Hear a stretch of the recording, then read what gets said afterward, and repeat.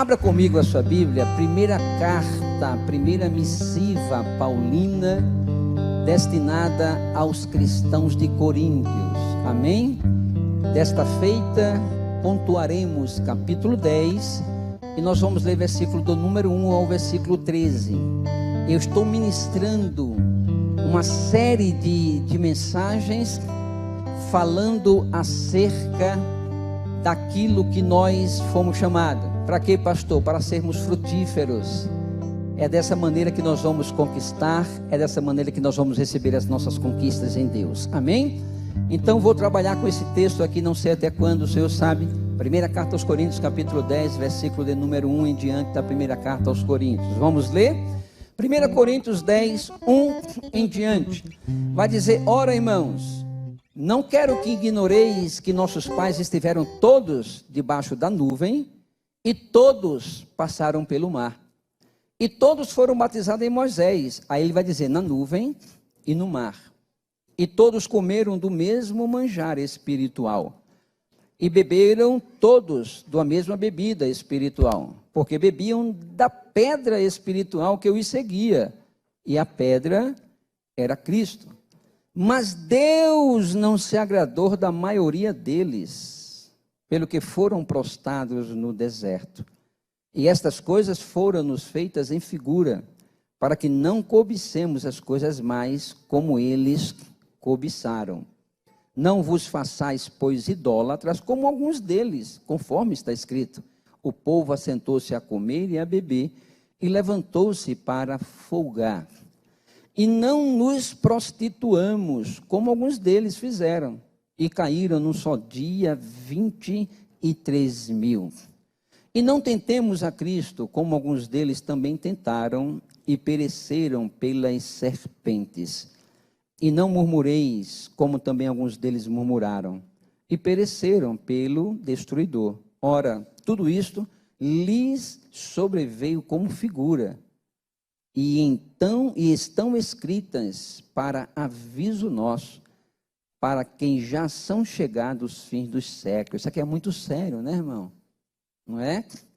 Ai daqueles, da igreja. Quando eu falo igreja, não estou falando da instituição, estou falando de nós. Ai da igreja que não aguarda a vinda do Senhor. Versículo 12: aquele, pois, que cuida está em pé, olhe, não caia. Versículo 13: não veio sobre vós tentação senão humana, mas fiel é Deus, que vos não deixará tentar acima do que podeis. Antes, com a tentação, dará também o escape, para que o possais suportar. Amém? Curva a sua cabeça. Pai, eu quero te louvar. Nós já estamos há alguns minutos te adorando. Obrigado, Senhor, pela vida do musicista, do teu servo, o teu servo que se predispôs a estar aqui. Vitor é uma bênção, e sobre ele repousa as tuas mãos. Queremos louvar, Senhor. Houveram alguns problemas de ordem de forças maiores, e o ministério não pôde estar aqui completo, mas teus filhos te louvou e o Senhor recebeu. Muito obrigado. Agora quero colocar essa palavra diante do Senhor. Ministra aos nossos corações. Não queremos atropelá-la, mas queremos ser diligente ao meditar nela, porque sabemos que a sua voz, ela ecoa aos nossos ouvidos espirituais quando a lemos e a ouvimos. Enquanto eu a ministro, faça a tua obra, é isso que eu te peço na autoridade do teu nome, em nome de Jesus. Amém? E a cada dia eu queira mais e mais estar ao teu lado, Senhor. Glória seja dada ao nome do Senhor Jesus. Queridos, nós estamos trabalhando às terças-feiras, no nosso culto da conquista, exatamente uma temática. E a temática, ela é em forma de indagação, ela é em forma de uma pergunta. O que é que frustra a nossa conquista ou a vida frutífera em Deus? O que é que frustra? Essa conquista de uma vida frutífera em Deus. Alguém disse para mim, pastor, mas existe isso, biblicamente falando? Existe, e é muito sério. A palavra do Senhor, está lá em João capítulo 15, ele diz que nós fomos chamados para dar frutos.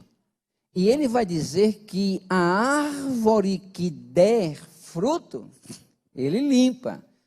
A árvore que produz, ele limpa.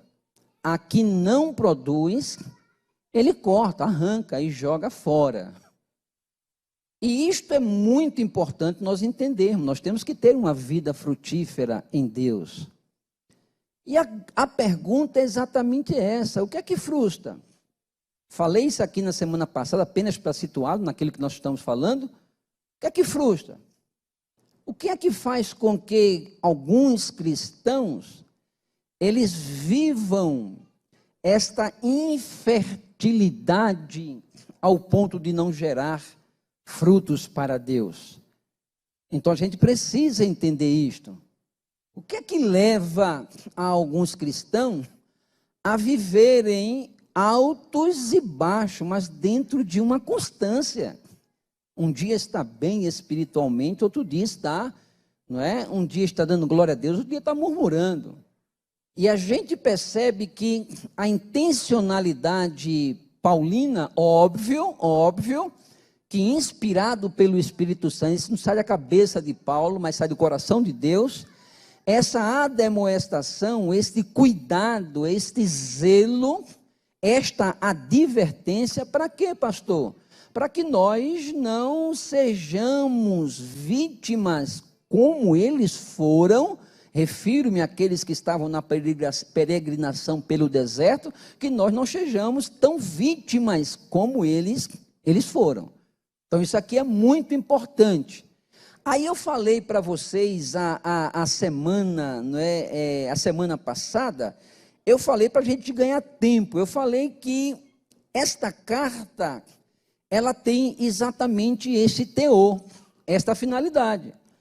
Paulo está fazendo um quadro analógico, análogo, comparativo, como vocês queiram entender, daqueles que estavam caminhando lá no passado pelo deserto, e nós que estamos caminhando também nesta vida.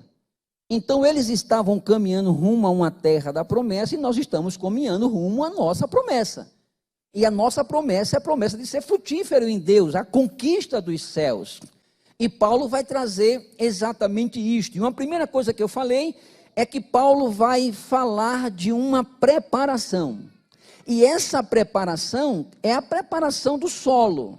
Ou seja, uma semente será plantada no nosso coração, esta semente que vai frutificar, mas não adianta essa semente ser lançada se eu, Dário, não preparar o solo.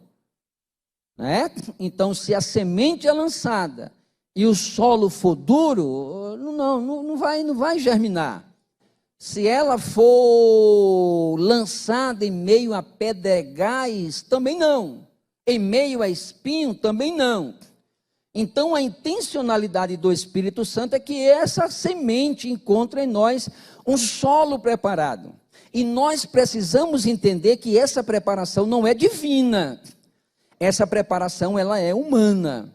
Eu que preciso preparar o solo do meu coração, para que eu, de fato, uma vez a semente chegando e sendo lançada em mim, eu venha a frutificar. E a gente lê o versículo de número 1 ao versículo 4, que vai dizer: ora, irmãos, não quero que ignoreis que nossos pais, eles estiveram debaixo da nuvem e também passaram pelo mar. Todos foram batizados em Moisés, não somente na nuvem, mas também no mar. Todos, versículo 3, comeram de uma mesma comida espiritual. Olha como isso aqui é sério. Olha como isso aqui é sério. Você percebe que do altar sai um alimento, e um alimento para todos. Aí ele está dizendo que todos foram alimentados. O problema não foi o alimento, mas o problema foi a forma como esse alimento foi recebido. A importância é o que eu vou fazer com essa palavra, essa semente que está sendo plantada. Porque ele diz que todos foram alimentados espiritualmente pelo mesmo maná, pelo mesmo manjar. Mas no versículo de número 5 está dito que Deus não se agradou deles. Então o que está aqui em jogo, por que Deus não se agradou deles? É pela forma que eles se comportaram diante daquilo que eles receberam. Aí Paulo fala dessa preparação e olha como é que o texto vai dizer. Primeiro, falei sobre a redenção. E esta redenção é exatamente o batismo no mar. Quando você lê, e eles foram batizados em Moisés no mar e na nuvem, no mar significa redenção. Essa palavra redenção no original grego significa comprar de volta. Quando diz que Jesus nos redimiu, ele comprou de volta. Nós éramos dele e nós nos perdemos, estávamos lá no mercado de escravo, porque Paulo traz essa ideia de alguém lá no mercado, mas a Bíblia diz que ele foi e nos comprou. Ele nos redimiu. E o que Paulo está dizendo aqui, que é exatamente o batismo no mar. É a nossa redenção. Agora veja, o que é que significa esta redenção? Como é que eu posso olhar para mim mesmo e digo, não, eu fui redimido? Porque não é a obra em si mesma, mas é a minha posição em relação a esta obra. Porque todas as vezes que a gente fala de justificação, que é sinônimo da redenção, a gente tem que entender que é uma ação divina pelos homens. Foi uma redenção, a justificação é pelos homens. Então, o que é que cabe? Aqui é uma via de mão dupla. Ele me redimiu, mas cabe a mim saber se eu quero essa redenção. Mas isto não é só verbalizado. Porque se eu disser, quem é que não quer ter Jesus como Salvador? Irmão, quem está morrendo afogado, até com o jacaré se agarra. Quem é que não quer um Salvador? Porque é que há uma euforia tremenda quando vai quebrar um novo presidente. Por quê? Porque a gente quer um Salvador. Mas você percebe que nem sempre a gente quer ou o quer como Senhor? Porque é muito fácil eu estar debaixo da bênção. Eu olho para o Cristo como um abençoador. Mas como o Senhor não. Por quê? Porque o Senhor manda. Oh, não, isso não. Não faça isso não. Não, aí não faça.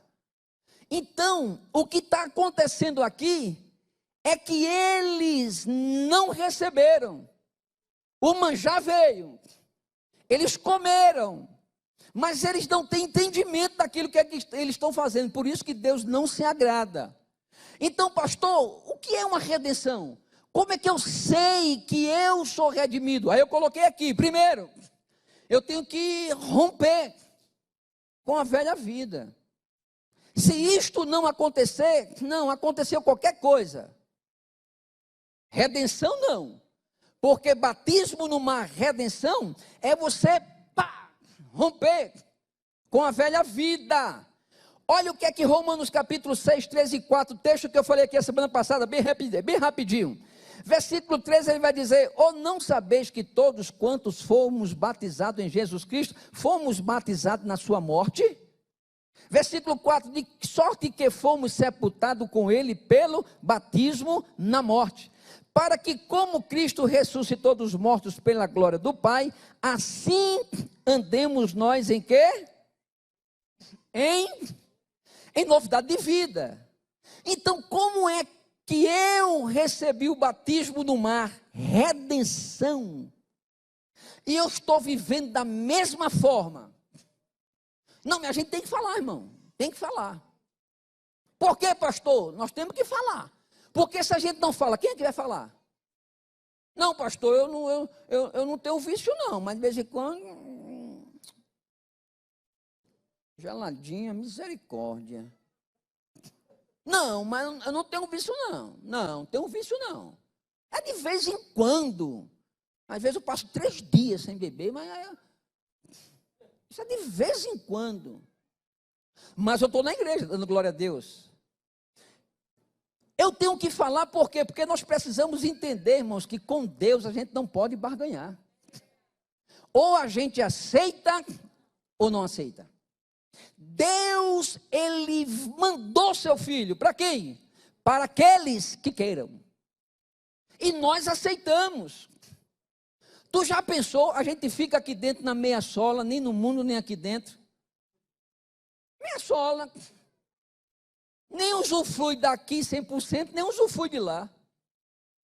Aí o que é que acontece? Meia sola, Jesus volta e a gente fica e vai para o mesmo lugar daquele que pintaram e bordaram. E ainda vão dizer, oxi, está fazendo o que aqui? Tu me abana que eu te abano, porque está queimando. Misericórdia, meu irmão. Misericórdia. A gente foi lá para a praia, aí eu comprei uma UV.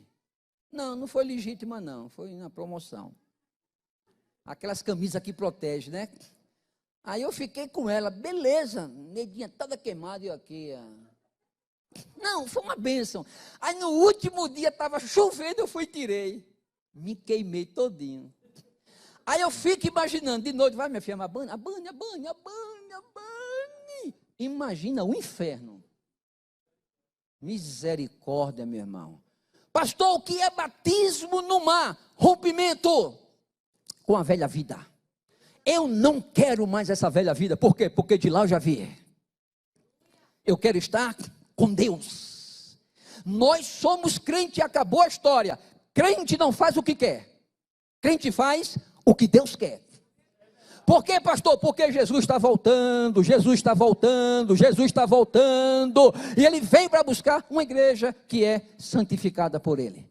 Então, rompimento com a velha vida. E o que é rompimento com a velha vida, pastor? É viver uma novidade de vida. Deus quer que a gente viva. Aí eu citei aqui para vocês, Gálatas capítulo de número 5, versículo 22, que viver essa novidade de vida é produzir o fruto do Espírito. Olha lá. Mas o fruto do Espírito é amor. Dentro do nosso coração tem que ter amor. Por quê, pastor? Porque é o amor que despedaça o jugo. É o amor que traz a verdadeira liberdade. Olha aqui, nós temos que ter gozo na nossa alma, paz. Nós temos que ter longanimidade e benignidade. Olha só, pastor, o que é longanimidade? O que é benignidade? Benignidade.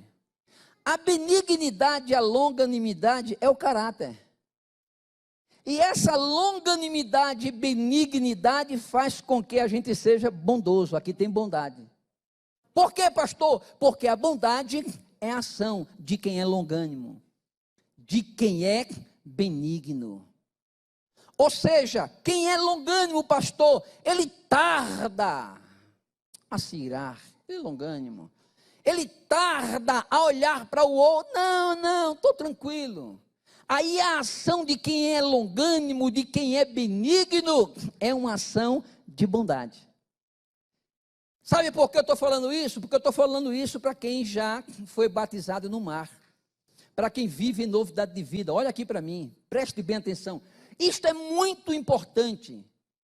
Irmãos, se eu fosse agir do jeito que agiram comigo, eu perderia, o traço ou os traços de bondade, que não é de Dário, mas é de Deus, porque isso aqui é Deus que nos dá. A gente produz uma bondade que vem dos céus. Então é mais ou menos assim, sabe aquela história? Eu não sou mais árvore frondosa, eu agora sou mandacaru. Quem conhece o mandacaru? Vai se encostar nele? Ai.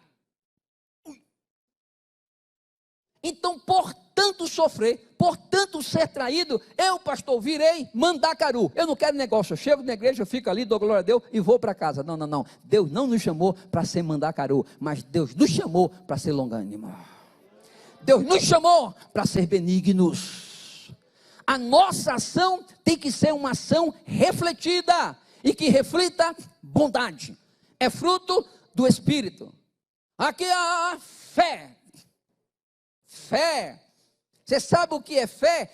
É uma dimensão quando a dimensão humana não consegue alcançar. Aí você descansa e diz: Deus está comigo. Isso aqui é fé. Opa, tem isso aqui também? Tem isso? Tem isso como novidade de vida? Mansidão. Eu tenho que viver uma novidade de vida. Eu era bravo lá fora. Alguém diz: pastor, eu sou crente, mas o meu braço não se converteu. Meu Deus. Tem crente que aceitou Jesus, aceitou, mas a língua não se converteu. Mete o pau em todo mundo. Aí o texto está dizendo: opa, fé, mansidão, temperança. Sabe que palavra é essa? Temperança é um domínio próprio. Sabe o que é que Deus está dizendo? Nós temos que viver em novidade de vida. Deus é quem nos controla. É o Espírito Santo quem nos controla. Então isso aqui é batismo no mar. É redenção. É viver em novidade de vida. Olha o que Paulo diz em Gálatas 5:23. Ele diz: quanto a essas coisas não há lei. Então você pode praticar à vontade, nada te impede. Você pode praticar sem nenhum problema, por quê? Porque nada te impede. Quem pode dizer glória a Deus? Agora, em segundo lugar, o que é batismo no mar, pastor? Diga-se comigo: manutenção da vida espiritual. Olha como isso é interessante. Para você ter um carro que vai acabar, não precisa você depedrá-lo. Basta você colocar num canto lá e não fazer manutenção. Você quer ver uma casa e a ruína, não precisa depedrá-la, mas deixa lá e não faz manutenção. A cama quebra e tu bota um tijolo. A torneira quebra e tu pensa que ela está com dor de dente, né? Amarra. Aí ela faz: que abestado, pensa que eu estou com dor de dente. Aí tu vai lá, e todo dia tu bota um negócio novo e amarra, aí fica pingando, mas tá boa. Vai deteriorar.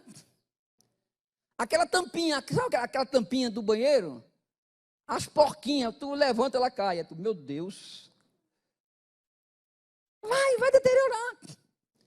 Você não pinta a casa, ela vai queimando, daqui a pouco não tem jeito para dar. A nossa vida espiritual, ela precisa de manutenção. E batismo no mar é fazer manutenção. Eu queria que você abrisse comigo a carta do apóstolo Paulo aos Romanos. Aqui é um texto paralelo. Romanos capítulo de número 12, e nós vamos ler o versículo de número 2. Vamos ler? Romanos 12, 2. Pegou aí? Manutenção. Isso, irmão. Eu fico pensando num homem que não faz manutenção, não corta as unhas. Não é? Misericórdia. Entendeu? Não faz manutenção. Cabelo grandão. Né? Tem shampoo. Deus mandou shampoo para o mundo. Manutenção. Não é?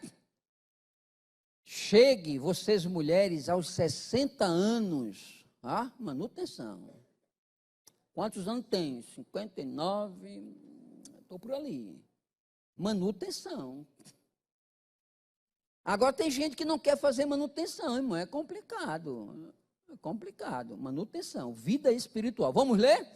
Romanos 12, 2, quem achou, diga glória a Deus. Vamos ler.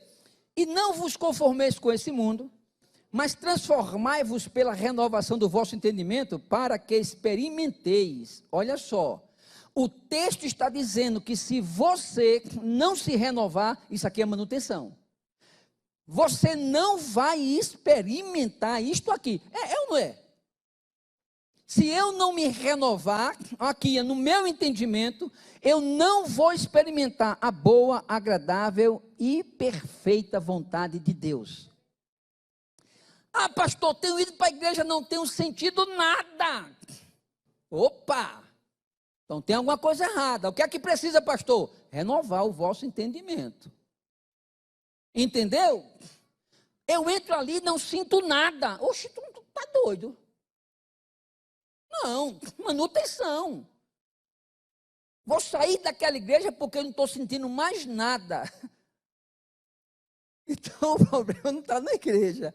Está em tudo, Dário. A gente tem que falar, né, irmão? Nós temos que falar. Temos que falar. Mas vamos por parte. Vamos analisar esse texto para a gente perceber que a nossa vida ela é cheia de atitudes. Olha lá. Primeiro, Paulo vai dizer assim: não vos conformeis com este mundo. Toda atenção agora é pouca. Olha aqui para mim. Todas as vezes que a Bíblia fala de mundo, nós temos que entender que dentro do contexto bíblico existem 3 tipos de mundo. Aí eu preciso entender qual é o mundo que ele está falando. Vamos anotar? Primeiro mundo, diga assim, é o mundo cosmo. Diga, primeiro mundo é o mundo cosmo. É o mundo criação de Deus. Acerca dele, o Salmo 19 e o versículo 1 vai dizer assim: os céus declaram a glória, e o firmamento anuncia as obras de sua mão. Isso aqui é o mundo cosmo, que você vai ver as árvores, a coisa linda, é Deus, é o mundo cosmo. Segundo mundo, pastor, deixa eu ler ainda Atos 17 e 24, olha o que é que Lucas vai dizer. Ele vai dizer: Deus que fez o mundo e tudo que nele existe, Ele é o Senhor dos céus e da terra. Isso aqui é o mundo cosmo. Segundo mundo, diga assim, mundo como sistema dominado pelo diabo. Acerca dele, João, na sua primeira epístola, capítulo de número 5 e 19, ele vai dizer assim: sabemos que somos de Deus, e o mundo jaz no maligno. Olha aqui para mim, não vá dizer que o cosmo é do diabo, porque não é de Deus. Não vá dizer que os rios, aquelas cachoeiras, jaz do diabo, não, esse rio não, é de Deus. É criação de papai, que fez os céus e a terra. Agora, o sistema dominador é chamado de mundo. É esse sistema que aprisiona. É esse sistema que às vezes está ligado, não como possessão, mas como influência na cabeça dos homens. É por isso que Paulo vai dizer que o entendimento está entenebrecido, ou seja, é como uma névoa que não deixa ele contemplar a glória de Deus. Isto acontece em crente, pastor? Pode acontecer, porque eu não acredito em possessão, mas tem a influência. É uma névoa, ele não está vendo mais nada, ele está movido, andando no automático, ele não percebe mais nada. Mas tem o terceiro mundo. Que mundo é esse, pastor? É a natureza decaída.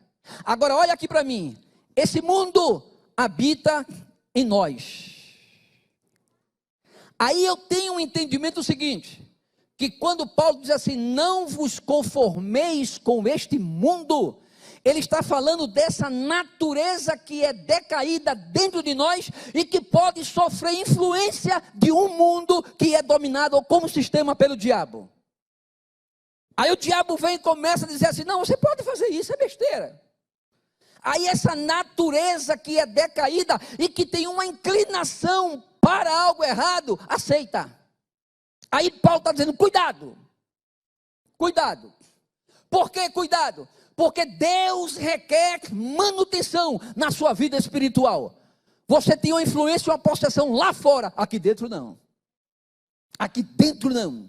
Então você tem que entender aqui manutenção da vida espiritual. Então isso aqui é muito sensível. Olha o que é que Paulo vai dizer, escrevendo a sua carta aos cristãos da Galácia do Sul, Gálatas 5:17. Ele vai dizer assim: porque a carne cobiça contra... Se você olhar na sua Bíblia, esse espírito aí está em letra maiúscula. Não é o espírito do homem, mas é o espírito de Deus. Que carne é essa, pastor? Não é sarque no grego, mas não é soma no grego, corpo, mas é sarque, natureza. Então veja, esse sistema dominado pelo diabo vem e começa a me influenciar. E agora é uma luta, o Espírito de Deus dizendo, não faça isto, mas vem a influência e eu faço. Por que eu faço, pastor? É porque falta manutenção. É por isso que eu tenho que alimentar muito mais o meu espírito do que a carne, como natureza humana. É Deus dizendo, para com esse negócio, não alimenta a tua carne quer revidar. Mas o Espírito está dizendo, você é salvo, você é salvo, você é salvo, você não foi chamado para isso, cuide da sua vida espiritual, porque Jesus está voltando. Então nós temos que ter cuidado. Aí quando Paulo diz assim, não vos conformeis com este mundo, ele está dizendo, não se conforme, não deixe a sua natureza humana à vontade, não deixe a sua natureza humana, o seu pensamento, o seu entendimento à vontade. Por quê? Porque pode nos levar para o inferno. Vocês estão lembrados do que é que Tiago, o pastor, vai dizer? Ele vai dizer assim, receba de bom grado a palavra, porque ela é suficientemente capaz para salvar as vossas almas. Almas ali é psique é entendimento. Então nós temos que fazer manutenção na nossa vida espiritual. Eu tenho que olhar para dentro de mim e dizer assim, aí, como é que eu estou? Como é que eu estou? Aí depois Paulo diz assim, não se conforme com ele. Percebe? Não se conforme com ele. Ele está dizendo assim, não deixe esse mundo natureza que habita dentro de você, Dário, livre. Mas o texto continua, Paulo vai dizer assim, mas transformai-vos pela renovação do vosso entendimento. Irmão, não precisa ser teólogo para a gente entender que Paulo está dizendo que não basta estar inconformado. Eu estou inconformado com a minha vida. Eu estou tão triste com a minha vida que parece que eu não estou crescendo espiritualmente. Isto não leva você a nada. Ele está dizendo, além de você estar inconformado, você precisa agir, deixar Deus agir. De que forma? Eu preciso deixar que Deus transforme o meu entendimento. Você está entendendo? Ouça o que eu vou dizer. Esse entendimento aqui é a cognição chamada pensamento. Diga-se comigo, esse entendimento aqui do texto, diga, é a cognição chamada pensamento. Escreva isso. O que é a cognição? A cognição, ele é um processo através do qual o indivíduo, ele consegue não somente elaborar, mas ele consegue desenvolver suas capacidades, tanto intelectual como emocional. Pegou aí? O que é uma cognição?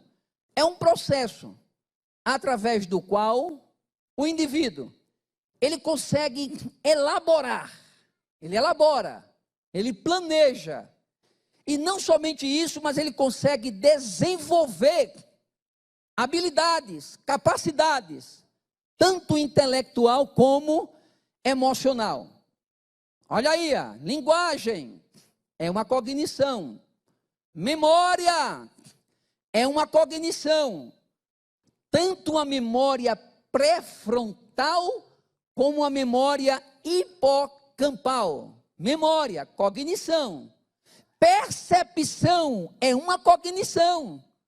Eu estou aqui e de repente já ele levanta ali, ó, a percepção, ele entrou no meu campo visual.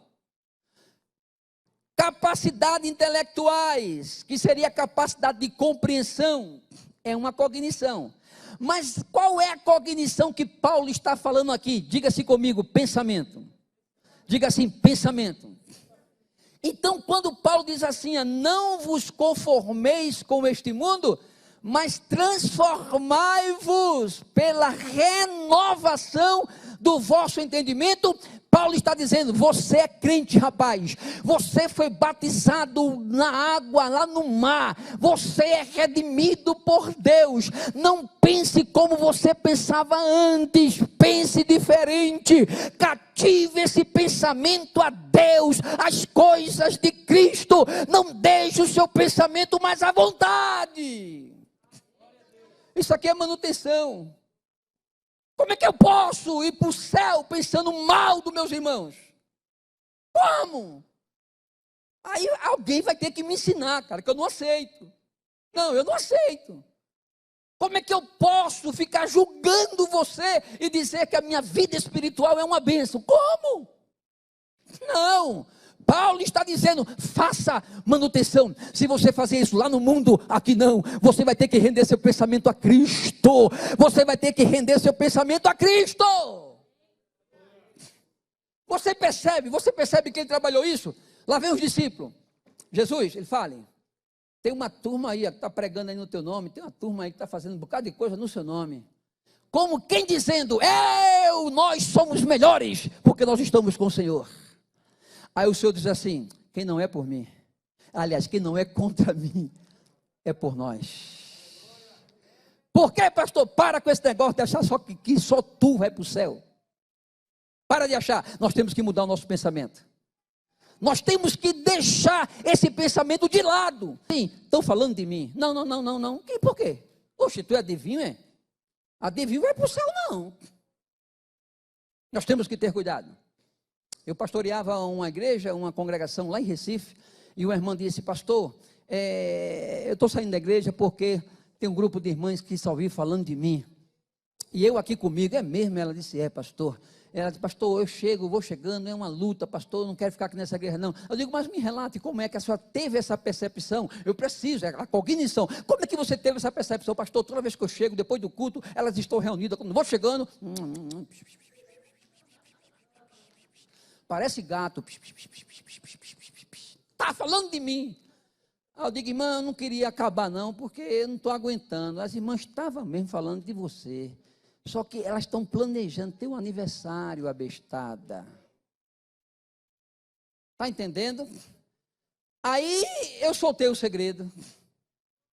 Mas por que eu soltei o segredo? Porque a bichinha estava cheia de cão.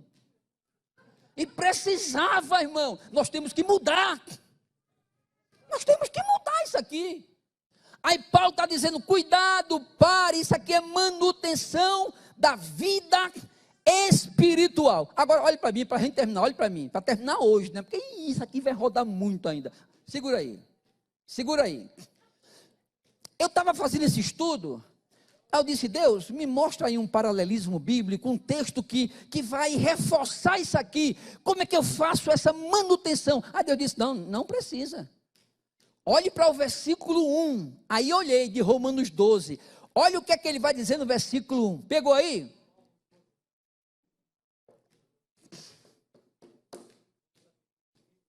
Rogo-vos, pois, irmãos, pela compaixão de Deus, que apresenteis os vossos corpos em sacrifício vivo, santo e agradável a Deus. Você vê que ele fala aí duas coisas fortes no texto. Primeiro é sacrifício.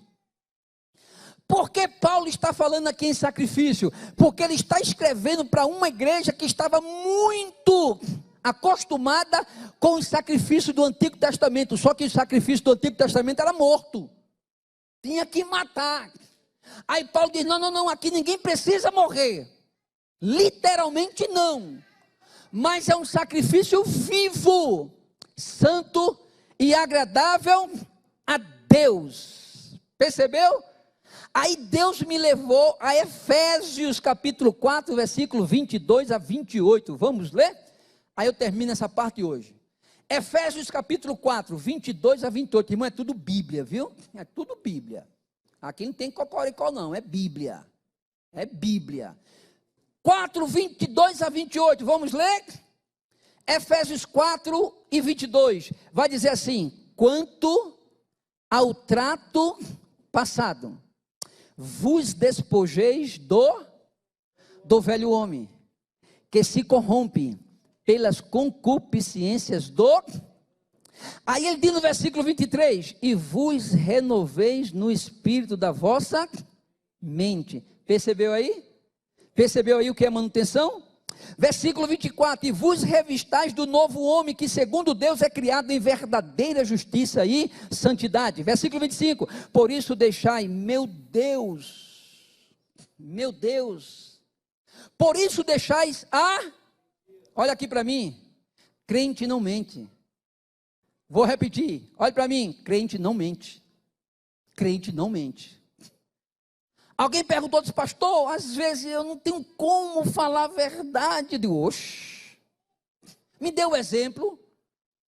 Às vezes alguém chega para mim, pastor, eu estou chateado, quero tratar com ele, com ela. Aí chega para mim e diz, você está chateado comigo? Aí eu não quero mentir, pastor, eu acabo mentindo. Digo, não. Eu digo, mentiu, pode ir para o inferno. E o que é que eu digo? Diga assim, depois eu falo contigo. Depois a gente conversa. Depois a gente conversa. E conversem. Mas crente não mente. Aí ele diz, e falai a verdade, cada um com o seu próximo, porque somos membros um dos... Os irmãos estão percebendo a grandeza desta carta?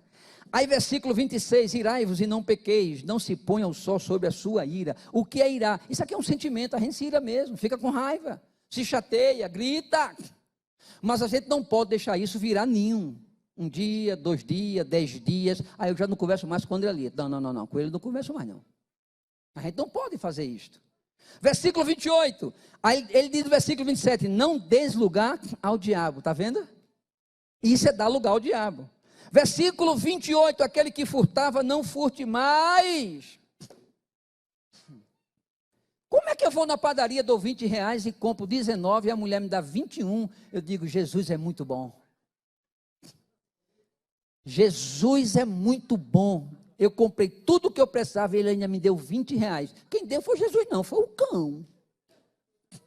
E você aceitou. Não, nós temos que ter cuidado. Amém? Aí diz assim, olha, não saia da vossa boca nenhuma palavra torpe. Essa palavra torpe aqui no texto vem de torpeza.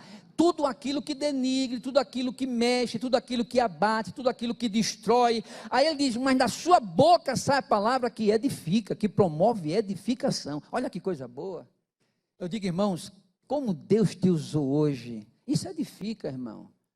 Mas tem uns abestados que às vezes fica, né, irmão? Graças a Deus que aqui não tem não, graças a Deus que aqui não tem não, e não tem mesmo não. Nós ministros, nós somos amigos, obreiros amigos.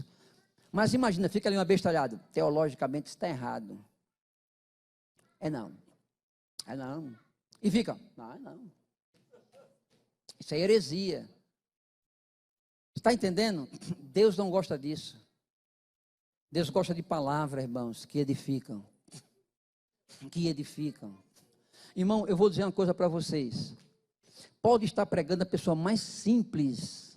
Se ele estiver pregando Bíblia, glória a Deus. Deus está falando. Não, agora se falar besteira, não. Um dia a gente chegou, Dedinha, eu acho que tu está lembrado, né, no nosso departamento infantil, numa igreja bem antiga, que a gente fez pastoral há muito tempo. Aí a líder das crianças estava falando sobre a bruxa Queca. Ensinando sobre a bruxa Queca. Não, aí não. Não, porque Jesus já queimou a bruxa Queca. Não, aqui não. Mas a palavra de Deus, irmãos, é uma bênção. Olha o que é que ele está dizendo. Toda amargura, ira, cólera e gritaria, blasfêmia, toda malícia seja tirada, Dário, do seu coração. Isso aqui é Bíblia, irmãos. Deus não quer a gente mais com isso. Por quê? Porque nós estamos e fomos batizados no mar. E o que é que eu faço, pastor? Faça manutenção, vá olhando, tem isso aqui, vá tirando, tem isso aqui, vá tirando, tem isso aqui, vá tirando. Daqui a pouco a gente vai. Glória a Deus, vamos ficar de pé? A minha vontade era ficar até 11. Vamos ficar de pé? Próxima semana eu vou começar sobre o que é batismo na nuvem. Amém? Não deixa de vir não. Deixa de vir não. Diga para os teus irmãos, olha, está uma bênção terça-feira, Deus está falando. Nós estamos sendo instruídos para a glória do nome do Senhor. Para quê, pastor? Para termos as nossas conquistas. Amém? Fique de pé.